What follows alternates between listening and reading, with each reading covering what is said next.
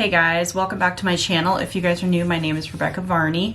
I live in Utah and I'm married and I have a 2.5-year-old son. So I'm just going to be talking about how I'm trying to heal from my miscarriage and things that I'm doing to try to help my hormones balance, because right now I have felt my hormones to be so out of whack after my miscarriage, and I don't know if there's many videos out there that help with this subject. There might be, but I couldn't find that many. So I just figured it might help someone out there to kind of go over things that I'm doing to help myself heal hormonally and just emotionally from my miscarriage. First, I just want to say, if that you've had a miscarriage, I am sincerely heartbroken for you and I am so sorry for your loss. I guess I honestly never thought I'd have to make videos like this, but I don't have to make videos, but I want to kind of try to comfort and help anyone out there that's struggling right now. And it can just be a very daunting, depressing, sad time, or it can be a time that you are trying to cleanse your body and just start over, just reconnect with yourself and the joy of life and the meaning of life and all of those things. So it can be heavy, but it can also be a beautiful thing to become a butterfly again and just start over from scratch, and it could be healing. So I just want to go into how I've been feeling the last few weeks. So I had my miscarriage on the 6th of January, which is 2024. What a way to start the year. Seriously, 6 days into the new year, because over Christmas I thought I was going to be, having a beautiful, healthy pregnancy, and it was the best Christmas present. But unfortunately, it did not work out. And according to my apps, I was 2 days away from 6 weeks, and I miscarried 2 days before 6 weeks. So I was almost there. I was almost to 6 weeks. But if you guys want to go and hear my miscarriage story, you can go back and listen to that. I can link it below. But I just had that feeling it was going to happen, and it did. And that's that. So now I'm moving on to what I'm doing to help myself heal. And I just want to be totally honest with you guys. Like, in the first few weeks, you're honestly just taking it day by day. Like, you're kind of seeing how you're gonna feel emotionally. Like, you're constantly like checking in with yourself, and you're like, okay, like, am I gonna be okay today? Like, or okay, I feel okay today, but why do I feel okay today? Things like that. And I just want to go ahead and tell you kind of my situation. And I don't know your situation, obviously, so I don't know what played out with your miscarriage, but I'm just speaking for me right now and what happened with me. So since I felt like God mentally prepared me for what was coming, I don't feel like I got emotionally too jacked up, I should say, at least in the first 2 to 3 days after. Obviously it was very traumatic, and I was very upset and very hurt, and all those emotions that you feel when it happens. But I also had this peace over me, and I also had people praying over me, and I knew that their prayers were covering me, and I just felt it. Like, I could feel it from reaching out online and just telling my friends and stuff like that, and my family, and I just felt very loved and nurtured in that moment. And I don't know what it was, but it was probably 5 or 6 days in, I noticed my hormones were just whoa, just off the wall. I have felt very angry at times, very anxiety ridden, just totally off balance, out of breath. And this is something that I wanted to really delve into, because this is what happened to me, and it made me go to the doctor because I was so concerned about my health. So when I got pregnant this last time, my second baby, before the miscarriage, here comes my son. I was having heart palpitations. They were starting, and then I had my miscarriage, and I was still continuing to have heart palpitations, and they seemed to get progressively worse. And then a week, like I'm gonna say like 4 days after my miscarriage, they just got way worse. So I was having like 100 palpitations or more a day, and I was starting to freak out. So I ended up going to see my doctor, and they told me that they want to schedule me a stress test and a ultrasound for my heart. I know that stress and anxiety can cause palpitations, but I was also having chest pain, like where literally in my heart it just felt like someone was squeezing it like really hard, and then it would come with pain, and then it would let go. So it's just like kind of concerning for me. So I decided to get that checked out, and so I still have yet to go to get my stress test done and all that, and that's going to be actually the end of next week. So I'm like waiting for that, and I don't think they're going to find anything wrong with my heart, because they never have. I've gone to the ER so many times for my heart because I've had anxiety issues through the year, and usually they just tell me it's anxiety. And in this case, I know that my hormones are all crazy. I know that I don't feel myself, and I know that I have a lot of stress on my life right now because of what's going on. And so I just want to tell you guys that I guess I'm the kind of person that just sweeps everything under the rug. Like, I felt okay for like the first 2 to 3 days there, maybe even 4 days, I don't know. And then slowly but surely after that, I noticed I was getting out of breath. Like, I felt like my body was off, and I'm 40 years old. So it's even worse now, I think, because once you hit 40, your hormones have harder time balancing. Thanks God for that one. But they have a harder time balancing, and it just makes it so much harder to like level everything out. So what do? I naturally go online and I watch all these YouTube videos on women that are, you know, pregnant right away after their miscarriage and stuff like that. And I noticed a few things. And one thing that I want to share with you guys is something that I'm taking now, is this fertility tea. And this is to help you in between. So like up until you ovulate, you take this, and it's just this little bag from Amazon. I can link it below. It's not sponsored or anything, but what it has in it is peppermint leaf, chaste tree, red raspberry leaf tea, stringing nettle, stevia, passion flower, lady mantle. And it's exactly what it says, like a sweet mint flavor. And I really like this. It's so good. And I drink it once a day. And I don't know if it's helping or not so far. I want to say it is, because I feel like I'm getting a little bit more balanced. I'm not having as many heart palpitations.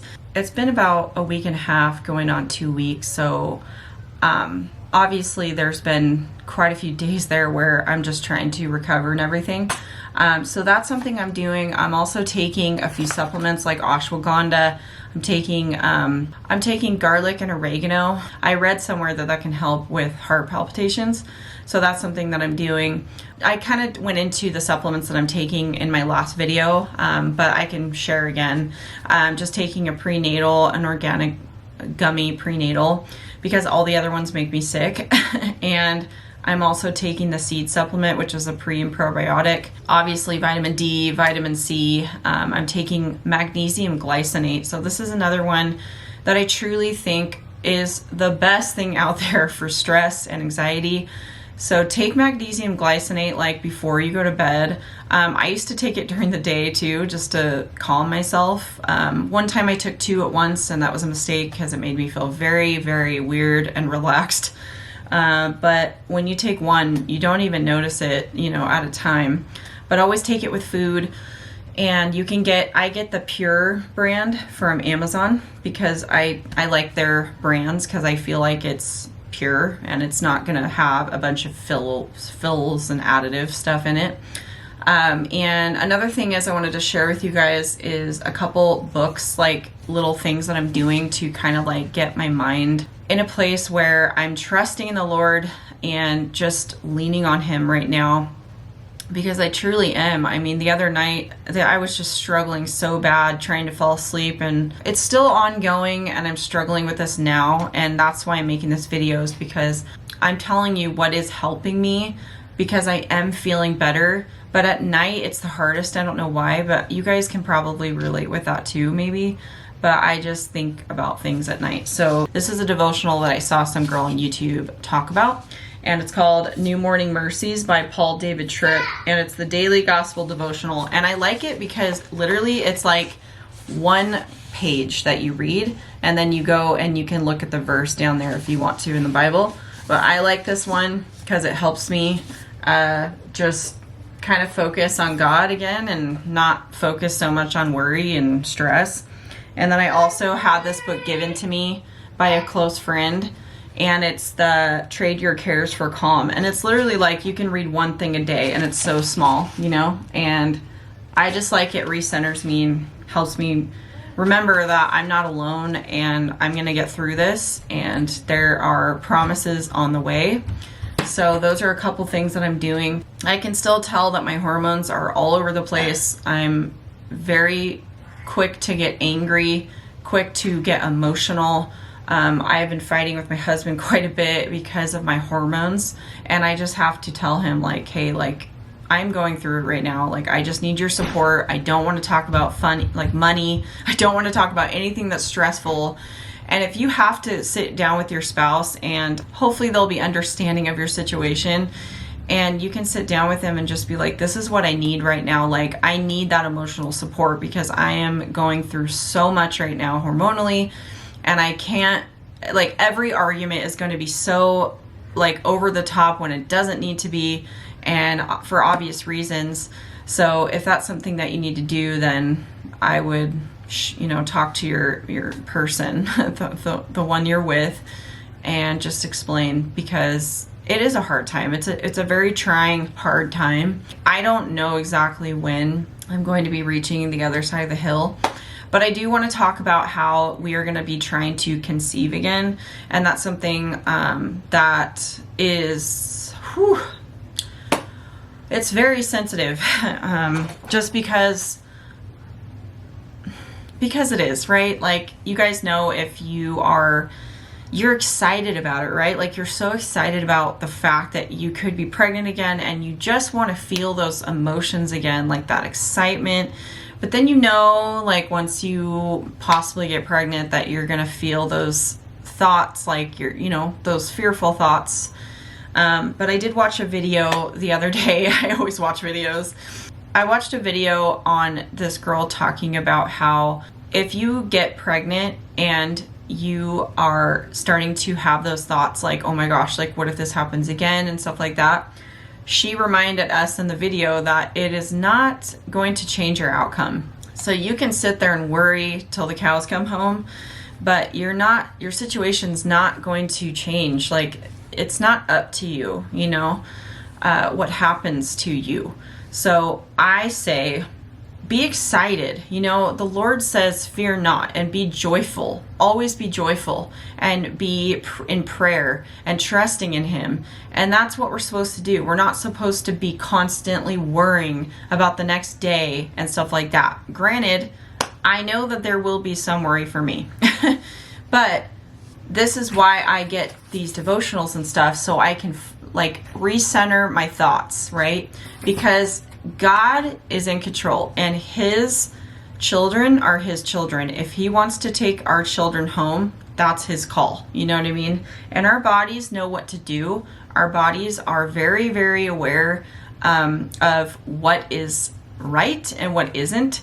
And so if for some reason there's an issue within our bodies, it's going to tell us, and that'll happen anyway, or it'll go the opposite way and everything's going to go smoothly and nice. So I don't see the point in constantly worrying and fearing when you aren't able to control the outcome no matter what. I truly think it's important to be excited and joyful. So that leads me into trying to conceive still. I obviously don't know what that's like. I haven't been pregnant since miscarriage. I can only imagine how hard it will be to not obsess and think about all the things that could possibly go wrong, because I've never gone through that before, and I would be imagining that would just be the case. So, however, I am trusting that God knows what He's doing, and He's going to provide a healthy baby for me. I'm trusting in that.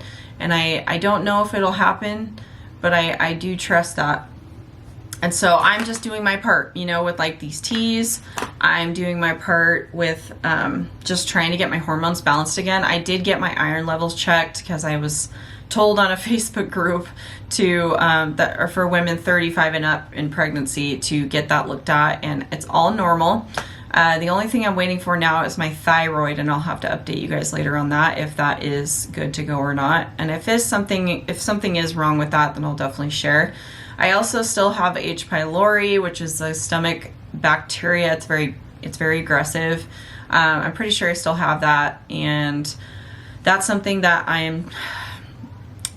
I've just been trying to push away, but I don't know if that is the main problem of what happened to me or if it's not, because I was told with blood types A and O that you're more susceptible to miscarriage with h. pylori, and I already have low stomach acid and things like that. But here's the other turn of that leaf is like, I'm trying to trust God with that one, because let's say I go and do a whole nother round of antibiotics, and then let's say it takes my h. pylori away, but now my gut is destroyed. My gut health is destroyed, and I've been working so hard to get my gut healthy again since taking the antibiotics the first time, because I did a whole round of it and it didn't work. So I'm just a little afraid. I'm afraid to not take the treatment. I'm afraid to not take the treatment, and I'm afraid to take the treatment, if you know what I mean. And I have to try to just take one day at a time and navigate that way and see what happens, really. So that may sound stupid to you guys, but to me it's like I've already done it all, and I've gone to a naturopath and it didn't work. So obviously it's a long journey with my h. pylori, and I know half of the world has it, so it's kind of like you take it one day at a time really with that one. But I have been waiting so many days, just counting the days. Like, I am doing my ovulation test. I am tracking my BBT, which is basal body temperature. You can get one of those temperature things online where you just literally track your temperature every single morning before you get out of bed. You have to at least sleep 3 hours for your body to get normalized again. But see, this is what's going on with me right now, and I hate talking about it because it's just frustrating for me. The first day I started tracking my ovulation again was on the 11th. This is 5 days after my miscarriage, and you can see right here, this is called the Pre-Mom app, by the way, and I don't pay for it, it's just free. But I supposedly had a peak on the top one there, and then it's just gotten lighter and lighter and lighter and lighter, and this was today. And I'm like, why does it keep getting lighter? Like, I'm at a 0.3 right now, and I'm like, did I already ovulate? I must have already, like, how could I have ovulated 5 days after my miscarriage? I just don't see that as being a fact. It might have just been a surge, but that is a high surge. I mean, that's, peak usually means, you know, ovulation. So if you guys know the answer to that, help me out. But I don't understand. So I'm just waiting to ovulate again so we can try again. And it's very confusing because this is the longest, like, I feel like I'm just waiting forever right now to get my cycle back to normal. And I probably still won't have a period for another 2 to 3 weeks. Well, probably like a week and a half to 2 weeks actually, because it's still so new and fresh, and usually you don't get your period, I think it's for like a whole month, I'm pretty sure, or over after you miscarry. So yeah, so that's something that I am just, if you guys have ever been in my situation and you actually did get pregnant, like, you probably felt like this, like you're just waiting and waiting and waiting. But I'm just trying to enjoy my son, enjoy my time. I'm getting back. This is the other thing I want to talk about is, and probably the last thing, I'm really watching my diet right now. I have completely cut out sugar. I've completely cut out gluten, pretty much. Yeah, I've completely cut out gluten and sugar, and coffee. Anything that stimulates my heart to wig out. because I've had to. And I've already probably lost like 3 pounds or something like that. And I feel so much clearer. I feel better. I struggle with sugar so badly. Not that I eat gobs and gobs of sugar. It's just I have to have something sweet once or twice a day. And that's probably what kept the weight on me, honestly, and bread. And I wanted to so badly like just drop baby weight and just feel healthier. Even with working out every single day, I still was staying the same weight, which is really weird. I was just getting more tone. So now I'm back to working out, but I'm also cutting out some things from my diet, and I'm going really light on the dairy. So I feel like it's going to help me in the long run with my hormones and my fertility things, just to change my diet, because that is a huge, huge one. And I just want to like heal my gut and everything like that. That's pretty much all I wanted to share with you guys. If you guys have any questions about any of this, you can definitely ask. Obviously, I'm new to all of this, and I'm just trying to help you guys be encouraged, and just know that I hope that you guys get your rainbow baby. I truly do.